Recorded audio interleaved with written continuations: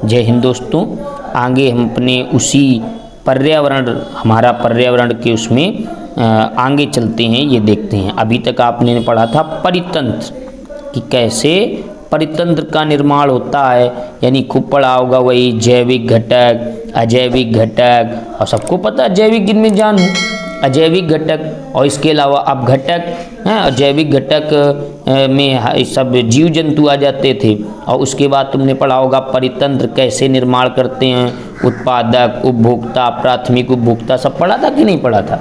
तो उसी के आगे अब देखते हैं कि इनको नुकसान भी पहुंचता है, तो वही आया है पर्यावरण की समस्या। तो चलिए देखते हैं पर्यावरण की समस्याओं में क्या बताया गया है, देखते हैं।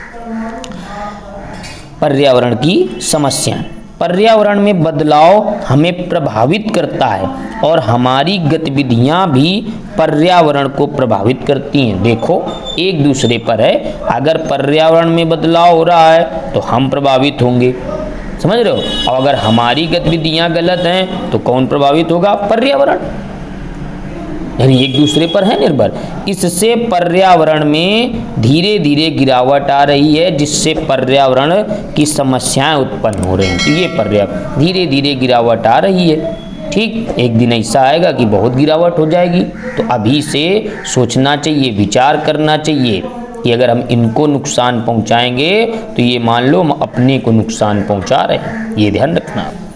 आगे देखते हैं, जैसे कैसी समस्याएं, प्रदूषण, वनों की कटाई, ये समस्या ही है। इससे क्या होगा, पर्यावरण प्रदूषित होगा, समस्याएं आएंगी, बीमारियां आएंगी। लोग बाग इतना कमाएंगे नहीं, उससे ज़्यादा अपनी बीमारियों में खर्च कर देंगे। अगर ऐसे ही वृक्षों की कटाई होती रहेगी, और मनुष्य जो है, गांधी जी ने कहा था, क्या कहा था कि कुछ मनुष्य ऐसे होते हैं जो बहुत लोभी होते हैं। यानी उन्होंने कहा था कि पृथ्वी जो है, प्रकृति ने हमें पेट भरने के लिए बहुत कुछ दिया है, लेकिन अपनी पेटी भरने के लिए नहीं दिया है। यानी आप प्रकृति में इतना है कि आप उससे अपना पेट भर सकते हैं, लेकिन अगर कह दो कि आप अपनी पेटी भर लेंगे तो फिर ये गलत है। ये कथन किसका है, गांधी जी का। और वैसे भी कुछ विकसित देश हैं इस तरीके से पृथ्वी का दोहन कर रहे हैं कि मतलब खननकार और अन्य वनों का कटाई अटाई, कि उनके लिए तो 2-3 पृथ्वी कम पड़ जाए। इतने लोभी प्राणी कुछ कुछ होते हैं, सब नहीं, कई ऐसे भी पर्यावरण कार्यकर्ता हैं, कई ऐसे सामाजिक प्राणी जिनके दम पर पृथ्वी हरी भरी हुई है, कई ऐसे लोग हैं। लेकिन कुछ ऐसे लोग भी हैं जिनके लिए 1 पृथ्वी नहीं 3 पृथ्वी कम हो जाए। चलिए देखते हैं आगे क्या। तो ये थोड़ी भावनाएं थी, निकल गई। तो वास्तव में अगर पर्यावरण को आप प्रदूषित करेंगे तो समझ लिए अपने लिए बीमारियों का घर बना रहे। अगर ऐसे ही लगातार प्रदूषण और वनों कटाई होती रही तो एक दिन जो खेलने हम लोग जाएंगे अगर बाहर, तो पता लगे सिलेंडर बांध के जाना पड़े, जैसे ही सिलेंडर खत्म एक घर भागो, यानी ऑक्सीजन ही नहीं अच्छे से मिलेगी। तो इस तरीके की समस्याओं को लेकर जागरूक होना चाहिए। तभी प्रतिवर्ष 5 जून को विश्व पर्यावरण दिवस मनाया जाता है, ताकि लोग जागरूक हो सके। अब देखते हैं क्या नुकसान, क्या समस्याएं आएंगी। सबसे पहली ओजोन परत, कौन सी, ओजोन परत, ठीक। ओजोन परत ये ध्यान रखना, यानी ऑक्सीजन के लेयर से बनती है। तो ओजोन परत पृथ्वी के चारों ओर एक रक्षात्मक आवरण है। पृथ्वी के चारों ओर कैसा, रक्षात्मक, इसका मतलब रक्षा करती है, जो कि सूर्य के हानिकारक परावैंगनी प्रकाश को अवशोषित कर लेती है, अल्ट्रावायलेट रे, यानी परावैंगनी किरणें। इस प्रकार से यह जीवों की स्वास्थ्य संबंधी हानियां जैसे त्वचा कैंसर, मोतियाबिंदु, कमजोर प्रतिरक्षा तंत्र या प्रतिरक्षा तंत्र, पौधों का नाश आदि से रक्षा करती है। तो देख लीजिए आप, अगर देखा जाए तो ओजोन परत को पृथ्वी का रक्षा कवच कहते हैं। क्या कहते हैं, रक्षा कवच। तो आप एक भाषा में ये लिख सकते हैं, ओजोन परत सिंपल, क्या काम है, अरे काम क्या है, सारा कार्य तो वही कर रही है, यानी वो पृथ्वी का रक्षा कवच है। पूरी तरीके से पृथ्वी का रक्षा करेगी। ठीक, और ये देखिए ओजोन परत मुख्य रूप से किस मंडल में, समताप मंडल, यानी पृथ्वी के कई मंडल बटे हैं, क्षोभ मंडल, समताप मंडल, आयन मंडल, मध्य मंडल, बाह्य मंडल। तो इसी प्रकार क्षोभ मंडल जिसमें मौसम संबंधी घटनाएं, समताप मंडल जिसमें ओजोन परत है। तो कई बार एग्जाम में ये पूछा गया कि बताइए ओजोन परत किस मंडल में पाई जाएगी, समताप मंडल में। क्या काम करती है, अरे काम क्या, जब पृथ्वी का रक्षक हो जाए तो पूरा पृथ्वी की रक्षा कर रही है। वैसे पूछा जाए कि होता क्या है, यानी क्या काम, तो सूर्य से आने वाली जो परावैंगनी किरणें हैं उनको पृथ्वी पर, और कोई कैसी परावैंगनी, हानिकारक, उनको पृथ्वी पर आने से रोकेगी। ठीक, अगर मान लो ये न रोक पाए तो क्या होगा, व्यक्ति के त्वचा कैंसर, फोड़े, फुंसे, मोतियाबिंद यानी आंखें कमजोर, तरह तरह के रोग होने लगेंगे, पेड़ पौधों का नाश होने लगेगा। तो है कि नहीं पृथ्वी का रक्षा कवच, बिल्कुल है। क्या है, पृथ्वी का रक्षा कवच। आगे देखते हैं, जो कि हमारे वायुमंडल का हिस्सा है, कौन, ओजोन परत, मतलब ओजोन परत जो समताप मंडल में पाई जाती है, और यही समताप मंडल हमारे वायुमंडल का हिस्सा है। जमीनी स्तर पर ओजोन एक घातक जहर है। ठीक, जमीनी स्तर पर ओजोन का निर्माण देखिए, ओजोन का निर्माण निम्न प्रकाश रासायनिक क्रिया के O2 परावैंगनी विकिरण O और O के दो अणु, O2 + O यानी O3, तो ओजोन का सूत्र क्या होता है, O3। आगे देखते हैं, ये देखिए ओजोन परत का ह्रास, क्या बता रहा है, ओजोन ह्रास मतलब नुकसान, ह्रास मतलब एक प्रकार से नुकसान या क्षरण होना, कमी होना। तो 1985 में पहली बार अंटार्कटिका, ये थोड़ा इस तरीके से भी लिखा जाता है, अंटार्कटिका, तो अंटार्कटिका में ओजोन परत की मोटाई में कमी देखी गई। क्या देखी गई, कमी देखी गई ओजोन परत की मोटाई में। ठीक, तो अब जिससे ओजोन छिद्र का नाम, तो पूछा जाए कहाँ देखी गई और किस कारण देखी, भैया यही प्रदूषण के कारण। और सबसे ज़्यादा ध्यान रखना, ओजोन परत को नुकसान पहुँचाने वाली गैस CFC, क्लोरोफ्लोरोकार्बन, जो कि कहाँ से निकलती है, हमारे रेफ्रिजरेटरों से। कहाँ से, रेफ्रिजरेटरों से। तो ये मत समझना कि थोड़ा AC और इसमें घूमने वाले लोग नुकसान नहीं, पर्यावरण के लिए भाई नुकसान का कारण हर व्यक्ति है, समझ रहे। अगर उसने पेड़ पौधे नहीं लगाया है तो समझ लो कि वो नुकसान की भरपाई नहीं कर रहा है। और प्रति व्यक्ति को अपने जीवन में कुछ वृक्ष तो लगाने ही चाहिए। ठीक, वृक्ष धरा की भूषण है, करते दूर प्रदूषण है।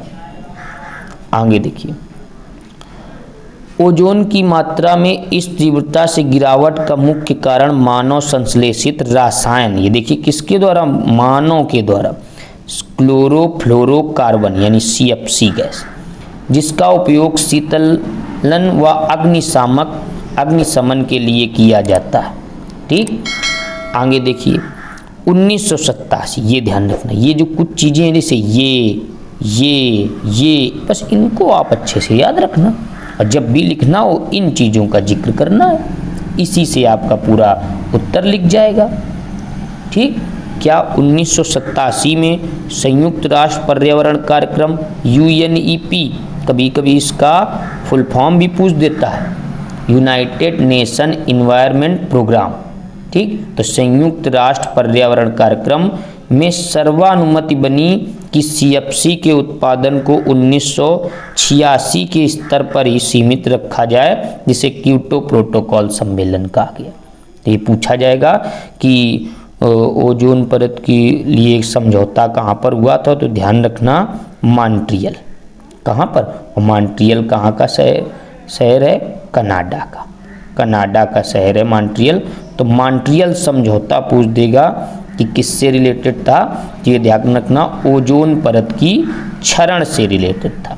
ओजोन परत की समस्या को कब हुआ था, 16 सितंबर 1987, तब से लेकर 16 सितंबर को प्रतिवर्ष ओजोन के जागरूकता के लिए विश्व ओजोन दिवस मनाया जाता है। क्या मनाया जाता है, विश्व ओजोन दिवस। इम्पोर्टेंट यही बातें तो तुम्हें याद रखनी। भाई जो बातें मेन हैं वो याद रखो, उन्हीं के माध्यम से आप अपना प्रश्न का उत्तर देंगे। ठीक, तो 16 सितंबर को विश्व ओजोन दिवस। ठीक, और ये ध्यान रखना कि ओजोन जो है, ओजोन परत की मोटाई जितनी ज़्यादा कम होती जाएगी उतने ज़्यादा दिक्कत यानी अल्ट्रावायलेट रे आ जाएंगी। ठीक, इसके अलावा ये भी ध्यान रखना कि ओजोन परत सबसे मोटी कहाँ पाई जाती है, ध्रुवों पर। ठीक, और अगर कहा जाए सबसे पतली कहाँ पाई जाएगी तो विषुवत रेखा पर। कहाँ पर, विषुवत रेखा पर।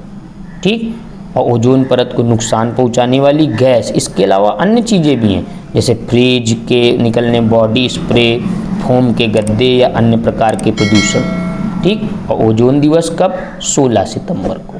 ठीक, और ओजोन का क्षेत्र सबसे पहले कहाँ देखा गया, अंटार्कटिका में। ठीक, ये ध्यान रखना, इतनी बात ध्यान रखना। और आप जब भी, और ये देखिए आप प्रदूषण में भी लिख सकते हैं, यानी जब पर्यावरण प्रदूषण आए हिंदी में, सोशल साइंस में, विज्ञान में, अंग्रेजी में, तो अंग्रेजी में इसी को आप इंग्लिश से ट्रांसलेट थोड़ा बहुत करना कि 16 सितंबर को ये ओजोन डे मनाया जाता है। एक पॉइंट ये भी ध्यान रखना, जो ओजोन परत है, क्या, ओजोन परत, तो ओजोन परत की मोटाई किस में नापते हैं, तो ध्यान रखना डॉप्सन में। किस में, डॉप्सन में। एक ये भी पॉइंट याद हो गया कि ओजोन परत की मोटाई डॉप्सन में नापते हैं। अब ये देखिए आगे है कचरा प्रबंधन। आज के समय में अपशिष्ट निपटान एक मुख्य समस्या है जो कि हमारे पर्यावरण को प्रभावित करती है।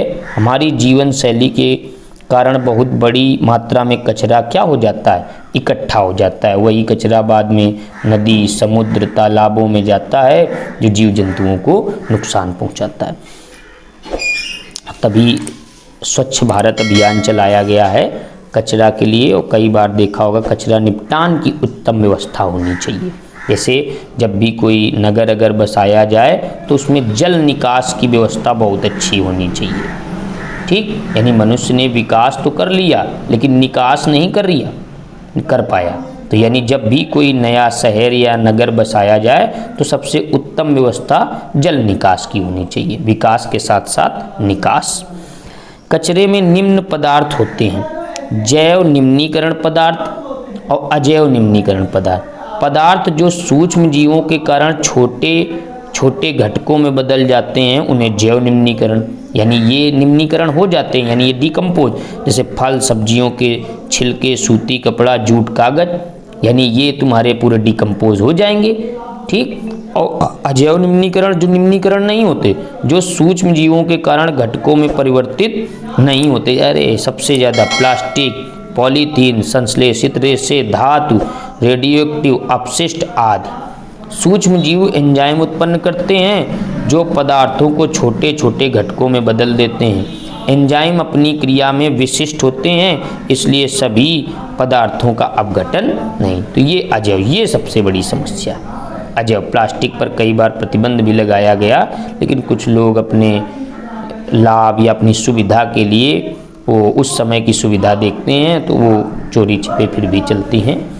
ठीक, धरातल पर सरकार की योजनाएं कभी कभी नहीं उतर पाती हैं, ये ध्यान रखना। आगे देखते हैं कचरा प्रबंधन की विधियाँ। ये देखिए आप भाई, अब इतना आप सब पढ़ रहे हैं कि ये हो रहा, वो हो रहा, ऐसे प्रदूषण, अरे तो कुछ बहुत ये भी पूछा जाता है कि बताइए कि किस प्रकार से इस समस्या को दूर किया जा सकता है। बिल्कुल भाई, आप बता तो बहुत रहे हैं कि ये इसके कारण ये हो रहा, ये किया जाता है, ये प्रदूषित, ये तो कुछ बहुत आपको ये भी आना चाहिए उपाय कि आप इनको दूर करने के क्या उपाय। एग्जाम में ऐसे ही पूछता है, पहले तो कारण पूछेगा कि बताइए क्या कारण है कि प्रदूषित हो रहा है, कारण कारक क्या क्या है इसके, फिर पूछ देगा अच्छा आप उपाय बताइए। तो भाई ये भी आना चाहिए। भाई दोस्त तो दोस्त गिना रहे हो, अगर आप होते उसकी जगह तो क्या करते।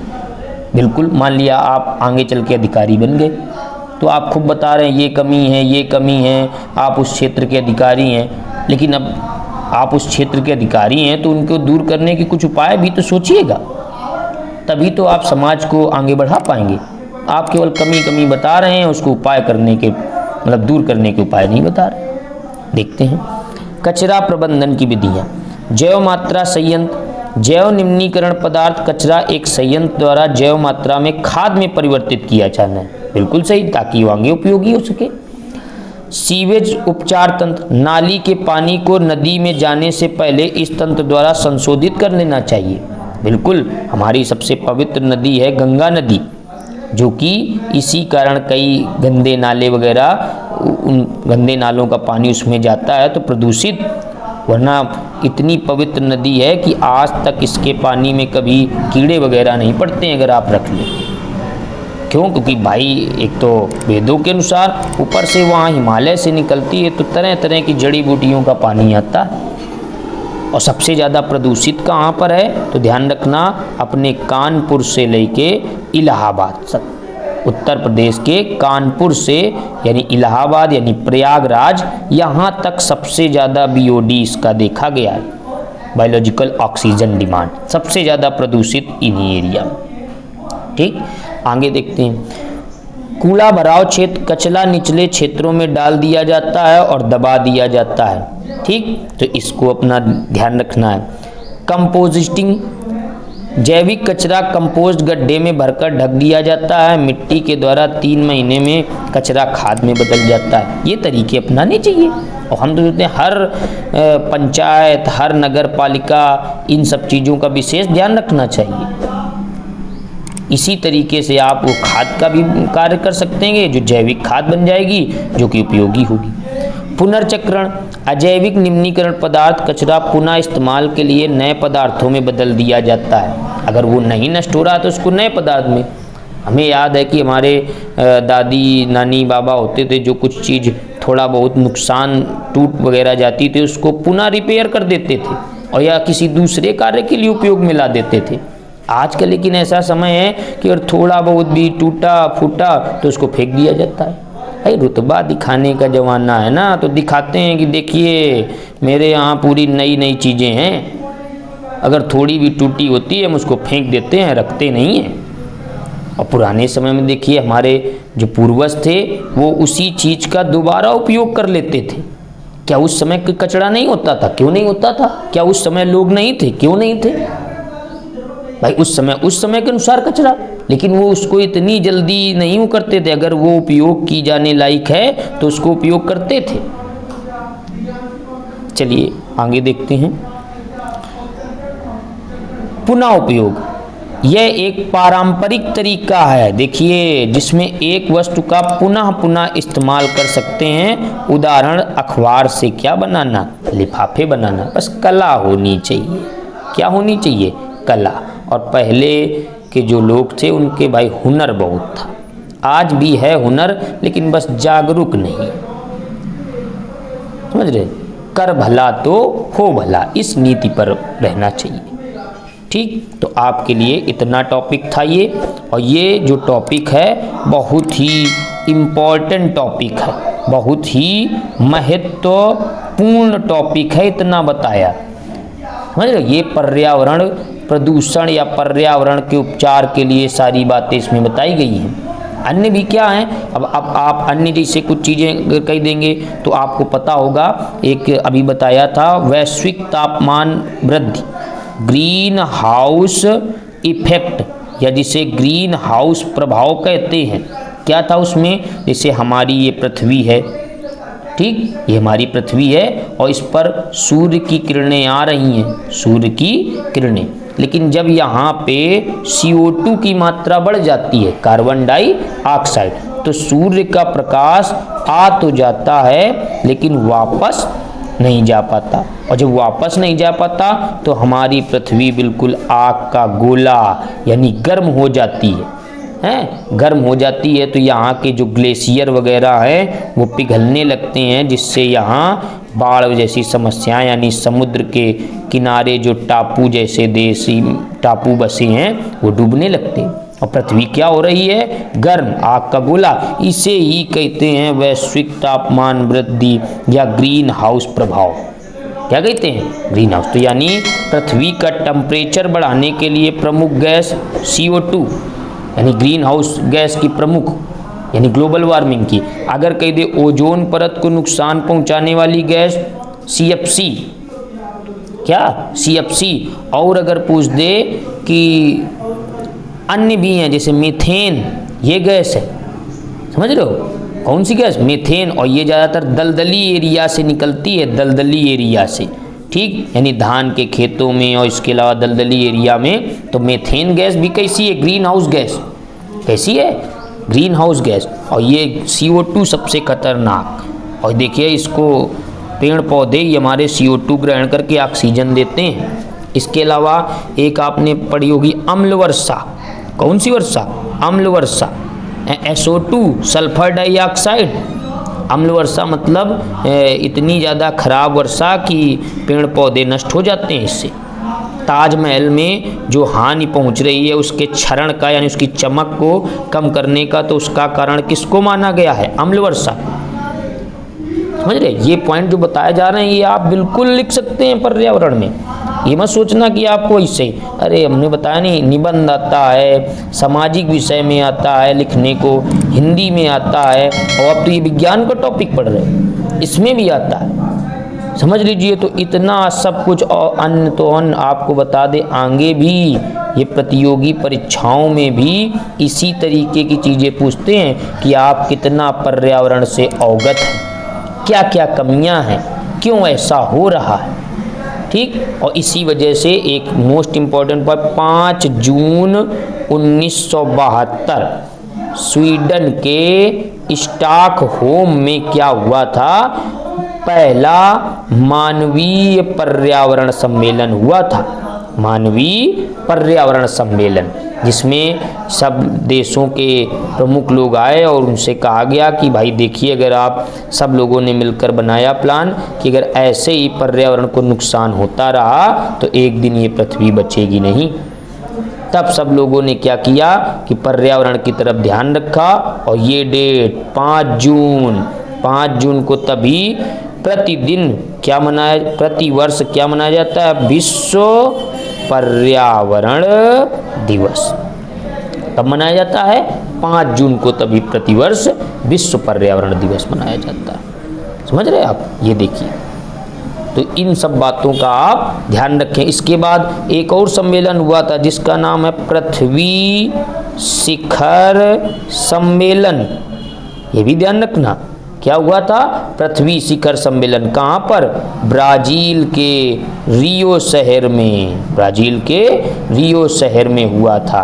यानी कब हुआ था, 1992। इसी की जांच करने के लिए इसकी, कि देखें इतने सालों में क्या हुआ है, ठीक। तो ये ध्यान रखना आप, इतनी चीज़ें, कई कार्य किए गए पर्यावरण को करने के लिए, ठीक। अगर आपसे पूछे कि ग्रीन हाउस गैस हैं कौन, तो ध्यान रखना carbon dioxide, CFC, CH4 methane, और इसके अलावा SO2 sulphur dioxide, nitrous oxide, ठीक। और इसके अलावा जल वाष्प, ये सारी चीज़ें क्या हैं, ग्रीन हाउस गैसें, ठीक। तो ये आपकी ग्रीन हाउस गैसें, इतना आप ध्यान रखना। ये भी पर्यावरण का ही टॉपिक है, इसको आप अपने हिसाब से जोड़ लेना, ठीक। तब अब आपका ये टॉपिक समाप्त हुआ इतना, और आप समझिएगा, ज़्यादा समझ लिया है अगर आपने, तो आप इसको पूरे टॉपिक को किसी भी तरीके से आप लिख सकते हैं, ये ध्यान रखना। तो सबसे अच्छा कार्य होता है पहले अच्छे से समझना, और आप अगर आप समझ गए हैं तो अपनी लैंग्वेज में लिख सकते हैं, भाई समझना ही मेन होता है। तब तक आप इस टॉपिक को तैयार कर लीजिएगा, नेक्स्ट वीडियो में ऐसे ही लाते रहेंगे। तब तक के लिए पढ़ते रहिए, आगे बढ़ते रहिए। जय हिंद।